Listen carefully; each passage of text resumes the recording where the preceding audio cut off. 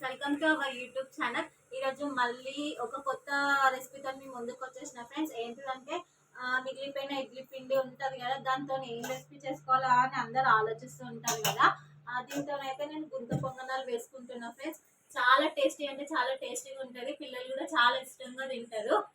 ఇప్పుడు అది ఎలా చేసుకోవాలో నేను చేసేస్తున్నా ఫ్రెండ్స్. ఓకేనా, స్టార్ట్ చేస్తున్నా. ఫస్ట్ ఇడ్లీ పిండి తీసుకున్నా. ఇందులో 1/2 టేబుల్ స్పూన్ సాల్ట్ యాడ్ చేసుకోవాలి ఫ్రెండ్స్. నెక్స్ట్ ఒక 1 ఆనియన్ అయితే కట్ చేసి పెట్టుకున్నా ఫ్రెండ్స్. నేను ముందే ఆనియన్స్ యాడ్ చేసుకుంటున్నా కొద్దిగా. ఈ ఆనియన్స్ అనేది ఎక్కువ అవుతుందేమో అని అనిపిస్తుంది, పిండి కొంచెం తక్కువ ఉంది, అందుకనే నేను కొన్ని యాడ్ చేసుకున్నా. ఇప్పుడు దీన్ని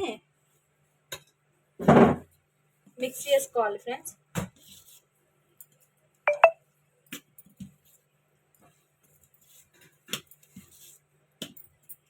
ఇందులో కొంచెం జీలకర్ర యాడ్ చేసుకుంటే టేస్ట్ ఇంకా బాగుంటుంది ఫ్రెండ్స్.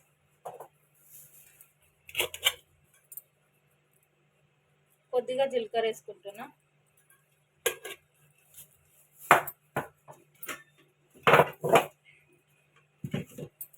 దీన్ని మిక్స్ చేసుకోవాలి.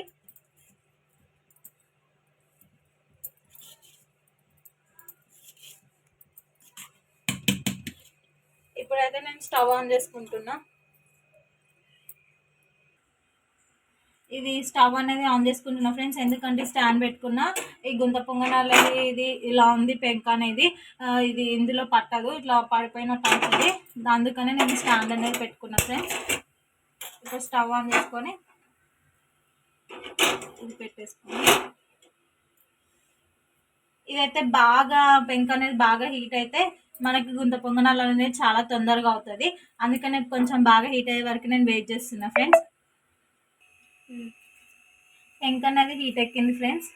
ఇప్పుడు నేను ఆయిల్ యాడ్ చేసుకుంటున్నా. ఒక 2-3 టేబుల్ స్పూన్స్ ఆయిల్ అయితే యాడ్ చేసుకోవచ్చు. ఇప్పుడు నేను ఒక్కొక్క దాంట్లో వేసేసుకుంటున్నా ఫ్రెండ్స్.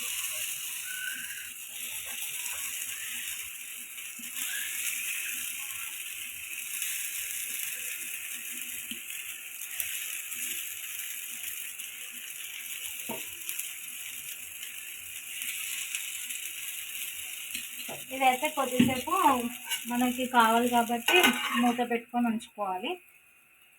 స్టవ్ కొంచెం నేను సిమ్లో పెట్టుకుంటున్నా.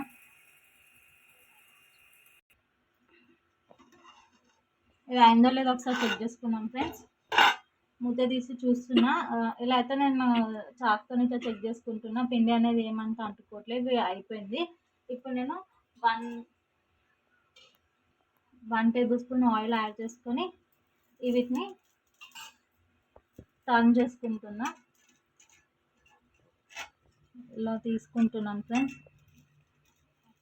గుంత పొంగనాలు అనేవి అయిపోయింది ఫ్రెండ్స్. వెనకాల అనేది కాలిపోయింది, ఇప్పుడు ముందట కాలాలి. ఇలా ఒక్కొక్కటి టర్న్ చేసుకోవాలి.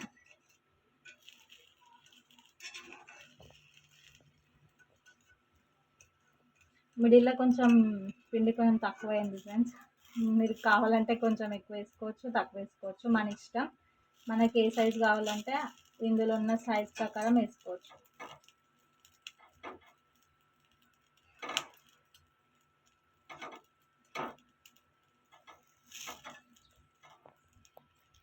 ఈ విధంగా అన్నీ టర్న్ చేసుకున్న ఫ్రెండ్స్. ఇప్పుడు మళ్ళీ కొంచెం సేపు మూత పెట్టుకుంటున్నా. ఒక 2-3 మినిట్స్ సరిపోతుంది. ఇదైతే అయిపోయింది ఫ్రెండ్స్. ఒక 2-3 మినిట్స్ అయితే నేను ఉంచుకున్నా. గుంత పొంగనాలు అనేటివి అయిపోయినాయి. నేను ఒక ప్లేట్లోకి సర్వ్ చేసుకుంటున్నా. ఇవి గుంత పొంగనాలు దోశ పిండి కన్నా ఇడ్లీ పిండితోనే చాలా టేస్టీగా ఉంటాయి ఫ్రెండ్స్.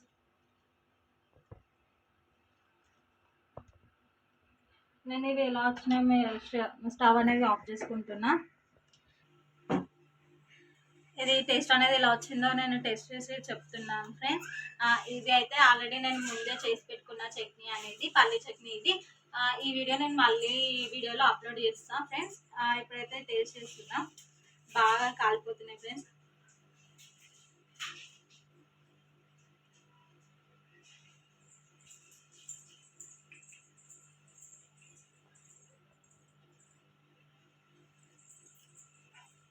టేస్ట్ అయితే చాలా బాగుంది ఫ్రెండ్స్. అసలు దోశ పిండి కన్నా ఇడ్లీ పిండి చాలా చాలా బాగుంది. మీరు కూడా ఇంట్లో గుంత పొంగనాలు ట్రై చేసుకొని, ఈ వీడియో కనుక మీకు నచ్చినట్టయితే లైక్, షేర్, సబ్స్క్రైబ్ చేసుకోండి ఫ్రెండ్స్. బాయ్.